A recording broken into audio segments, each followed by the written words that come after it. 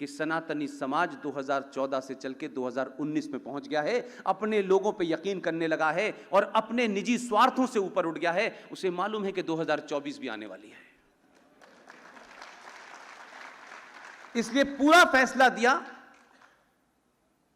और कहा कि यह मैंने वो जगह इसलिए दी है कि इस देश में बहुत सारे लोगों की तमन्ना थी कि मंदिर की जगह पे कोई टॉयलेट बन जाए, हॉस्पिटल बन जाए, वहां तमन्ना पूरी करो, यहां मंदिर बनेगा।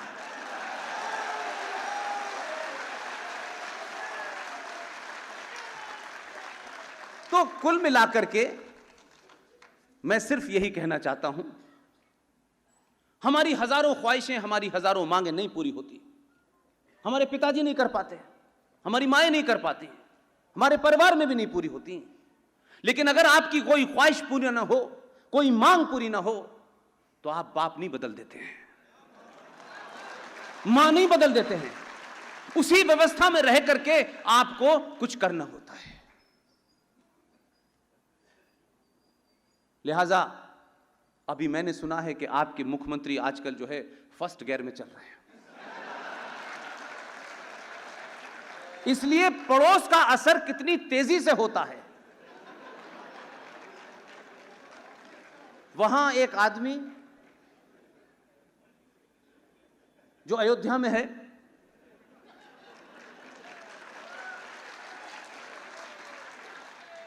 इसलिए कुछ घटनाओं को और कुछ बातों को अगर आप सोचेंगे तो मुझे लगता है कि हम जिस कोशिश में लगे हुए हैं आप जरूर वहां तक पहुंचेंगे। कुरान मजीद में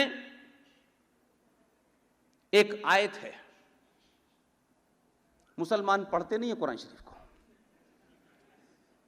हर एक कपड़े में बांध के ऊपर रख देते हैं, जो जाएगा इसमें लिखा हुआ है, क्या लिखा है ये पता नहीं है। मैं उन खुशनसीब लोगों में से हूं, बगन बेरिया की डंडी की पिटाई से मार मार के कुरान शरीफ पढ़ाया है मुझे, और मैं बहुत खुश हूं कि मैंने कुरान शरीफ पढ़ लिया है, इसलिए मुझे कोई कंफ्यूजन नहीं है। इसलिए प्रॉब्लम मुसलमान के साथ नहीं है। हमारे देश में ज्यादातर लोग सुनी सुनाई बातें करते हैं, बिना पढ़े करते हैं, और कभी कभी अपने आप को ज्ञानी बताने के लिए कहते हैं मैंने पूरा कुरान शरीफ पढ़ा है।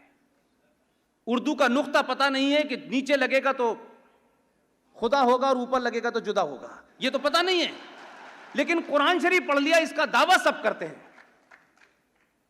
गीता नहीं पढ़ी, रामायण नहीं पढ़ी, लेकिन कुरान शरीफ पढ़ लिया, क्योंकि ये फैशन है कि मैंने कुरान शरीफ पढ़ा है। और आपकी इस मूर्खता को, हमारे समाज की इस मूर्खता के चक्कर में आपको शायरी करने वाला उर्दू में गाली दे रहा है और आप ताली बजा रहे हैं, इसलिए कि हम हमेशा ऐसा दिखना चाहते हैं जो सबसे अलग हो, और ये अच्छा दिखने और पॉलिटिकली करेक्ट होने की वजह से आप अपनी सही बात नहीं कह पाते। एक शायर है, वो अल्लाह को प्यारा हो गया। मैं ये इसलिए कह रहा हूं कि आपके प्रदेश की राजधानी में बड़े मुशायरे होते हैं, इसलिए जब वो ये कहता था तो मैं बचपन से लेकर अब तक ये सोचता था कि इस पे ये ताली क्यों बजा रहे हैं, और ऐसे कहते वाह वाह क्या बात की आपने, ये कोई ऐसे है कि मैं तुम्हें 50 जूते मारूंगा, वाह वाह क्या बात कही आपने। अरे 50 क्यों, 55 क्यों नहीं मार रहे आप। वो पास के इंदौर शहर का था, माशाल्लाह काफी खूबसूरत भी था, और वो ये कहता था कि जो आज साहिबे मसनद हैं, जो आज साहिबे मसनद हैं, ये किराएदार हैं, मकान मालिक नहीं है। आप कहते थे वाह वाह वाह क्या बात है, क्या मतलब हुआ इसका। तो मैं जब बहुत सारे लोगों से पूछता था यार कि तुमने ये ताली बजाई है, तो वो कहते थे यार मसनद का क्या मतलब है। मैंने कहा तुम्हें अभी अलिफ का पता नहीं है और जे तक तो पहुंच गए हो तुम। मसनद एक गोल तकिया होता है जिसे गांव तकिया कहते हैं। पुराने जमाने में मेज कुर्सी पे सत्ताएं नहीं चलती थी, गद्दों पे चलती थी वो तकिया। बाद में नेहरू जी काफी समय तक उसका सहारा लेते थे, काफी जगह सहारा लिया उसका।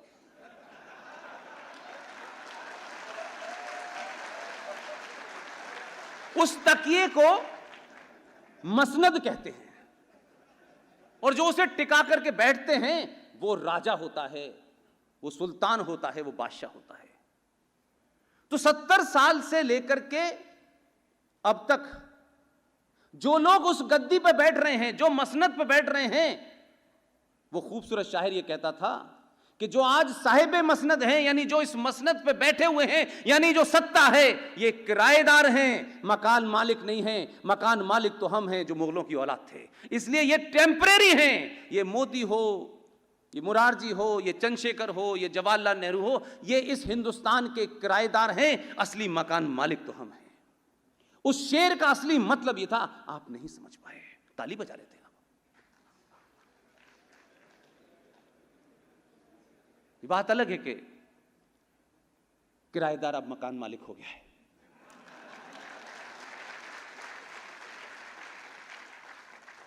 तो हर चीज को बिना जाने उस पर प्रतिक्रिया देना हिंदू सनातनी समाज की एक बुरी आदत है।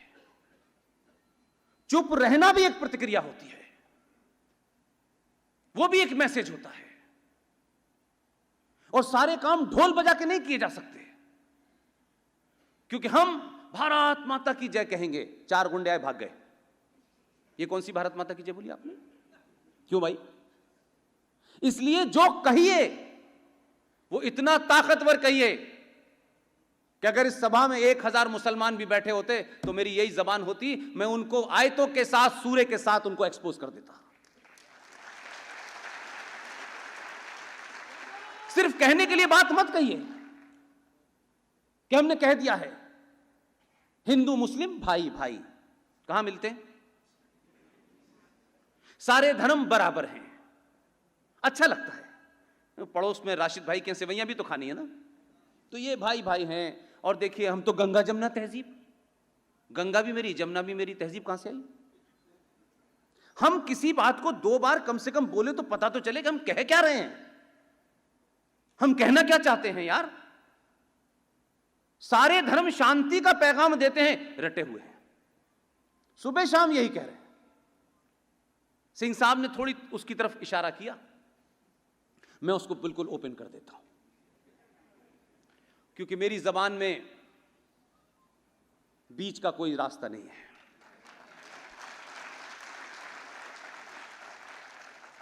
मैं एकदम 24 कैरेट एक्सपोज करता हूं और आपको तथ्यों के साथ बताता हूं, रेफरेंस के साथ बताता हूं, और खुले उससे कह रहा हूं, भारतीय जनता पार्टी के नीचे भी ताकतवर लोग बैठे हैं और ऊपर भी बैठे हैं, इसलिए कि राजनीतिक सत्ता की मजबूरियां होती हैं। ये जो देश होता है, देश जिसके लिए आप एक सरकार का चुनाव करते हैं, देश और राष्ट्र में जमीन आसमान का फर्क है। हिंदू सनातनी समाज यह समझ ही नहीं पा रहा कि देश क्या है और राष्ट्र क्या है, इसलिए मिक्स करता है। देश एक जमीन के टुकड़े को कहते हैं, भारत एक देश है, उसकी सीमाएं हैं, कन्याकुमारी से लेके कश्मीर और ये तमाम सारी जगह सीमाएं हैं, वो सीमा निर्धारित है, और उस जमीन के टुकड़े की रक्षा के लिए एक व्यवस्था के तहत जो सरकार का एक अंग है फौज, वो उसकी रक्षा करेगी। उसी सरकार का एक अंग है जुडिशरी, वो अच्छी हो बुरी हो, वो संविधान अच्छा लगता हो न लगता हो, लेकिन जब तक है तब तक सरकार उसी संविधान से चलेगी। इस पे विवाद हो सकता है कि उस संविधान से आपकी बहुत सारी चीजों से आप नाराज हैं, गुस्सा हैं, गलत हो सकती हैं, लेकिन जब तक है तब तक तो उसी से चलेगी। तो देश को चलाने के लिए एक सरकार होती है, सरकार के साथ में उसके अंग होते हैं, न्यायपालिका होती है, पुलिस होती है, सेना होती है, शिक्षा विभाग होता है, ये तमाम सारे अंग हैं, इनको उस संविधान की शपथ लेकर के काम करना होता है। तो हम ये गलत उम्मीद करते हैं कि जिसने संविधान की शपथ ले ली है वो यकायक हमारे ख्वाबों का भारत बना देगा। नहीं, वो नहीं बनाएगा। तो राष्ट्र क्या है? मुझे बड़ी खुशी है कि कोविड के बाद जब मैं सिंह साहब के साथ पहली बार गुवाहाटी गया, और मुझे कुछ ऐसा लगता है, मैं बड़े सार्वजनिक तौर पे आपके सामने मानने को तैयार हूं कि पिछले 3 साल के दौरे में और कोविड के बाद के दौरे में एक अजीब सी स्पिरिचुअलिटी है। और ये जाने अनजाने मुझे लगता है, मैंने या मेरे साथी ओम नरेश यादव जो बनारस हिंदू विश्वविद्यालय से लॉ का कोर्स करके आए, वो मेरे साथ अटैच हो गए। जब मैं खुद ही नौकरी छोड़ के आया हूं तो मैं उनको क्या कुछ दूंगा, लेकिन पूरी मेहनत और लगन के साथ सारी चीजों को कोऑर्डिनेट करते हैं, आपके बीच में होंगे। मैं जब गुवाहाटी गया तो मां कामाख्या के मंदिर गया, एक रूटीन प्रोग्राम फिक्स हुआ, और उस फिक्स के साथ में क्योंकि वहां सब कुछ बोले बाले, और उसके बाद मां कामाख्या के दर्शन किए। और जब वहां से आए तो दूसरा प्रोग्राम कहा गया कि यह प्रोग्राम तो आपका उज्जैन का है। उज्जैन आया तो महाकाल चला गया, उज्जैन से निकला तो पुरी का प्रोग्राम था, वहां शंकराचार्य से भी मिला, और वहां से चला तो बाबा विश्वनाथ के यहां पहुंचा बनारस।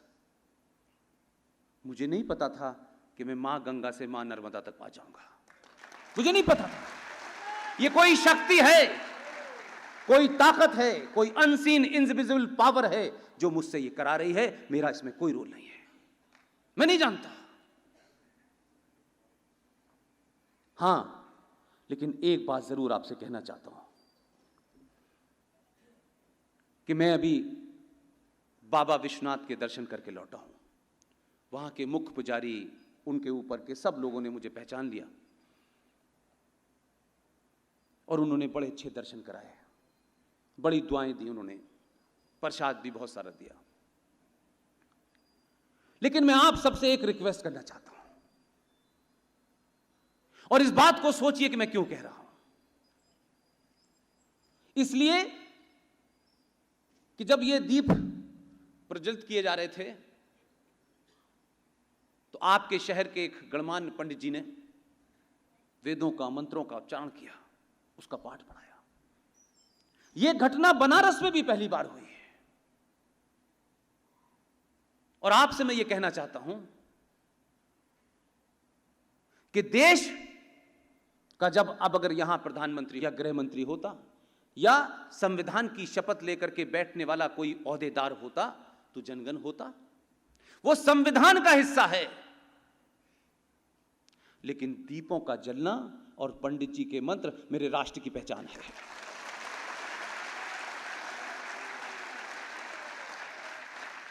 इसलिए आज से एक गांठ बांध लीजिए। मुझे ये बनारस से लाइन मिली, और बनारस में इस बात को मैं आया, और दिल्ली आकर के मैं बहुत देर तक सोचता रहा कि इस देश का प्रधानमंत्री या सत्ता के शीर्ष का कोई भी आदमी हो, सरकारी फंक्शन हो, और हर सरकारी फंक्शन के अंदर दीपों को प्रज्वलित किया जाता है। जानबूझ करके पूरे देश में खामोशी से एक काम करिएगा। सरकारी फंक्शन में प्रधानमंत्री का जनगण होगा, वंदे मातरम होगा, उस पर आप खड़े होइए, बैठिए, वो एक आपका संवैधानिक जिम्मेदारी है। लेकिन धीरे से जब इनको आप दियों को जागृत करें, उसी वक्त उस शहर का ख्याति प्राप्त अच्छे उच्चारण में, प्रोनाउंसिएशन में, तलफ्फुज में आप मंत्रों का पाठ भी शुरू कर दीजिए। क्योंकि जब दीप जलेंगे तो कहिए कि दीपों के जलने के साथ ही मंत्रों का उच्चारण आवश्यक है। यह सनातन की संस्कृति है। ये दीप जलेंगे और मंत्रों का उच्चारण नहीं होगा तो यह अधूरी पूजा है। इसको एक जामा पहना दीजिए, और अगली बार से देखिएगा कि हर संवैधानिक फंक्शन के अंदर दीप भी जलेंगे, मंत्रों का उच्चारण भी होगा, वातावरण साफ हो जाएगा, और छोटे भाई का पजामा बड़े भाई का पहनने वाले पिछले दरवाजे से बाहर चले जाएंगे। कुछ नहीं करना है आपको। छोटी छोटी बातों से कैसे लोगों को पता चलता है, और शायद यही वजह है, यही वजह है कि आपके आदमी ने, मैंने कल भी यह बात बोली और ये बात मैं इसलिए रिपीट करता हूं कि चीजों को देखिए, आप सनातनी हैं होने का एहसास भी कीजिए कि हम क्यों हैं, क्यों दुनिया आज भी ये कहती है, पूरा यूरोप कहता है, पूरा विश्व एक ही बात बार बार आपसे कह रहा है। जो यहां से आपका ज्ञान ले गए, संस्कृत में ले गए, इंग्लिश में ट्रांसलेशन करके आपसे कह रहे हैं ऑर्गेनिक फूड खाना चाहिए। हमने अपनी गैर जिम्मेदाराना हरकतों से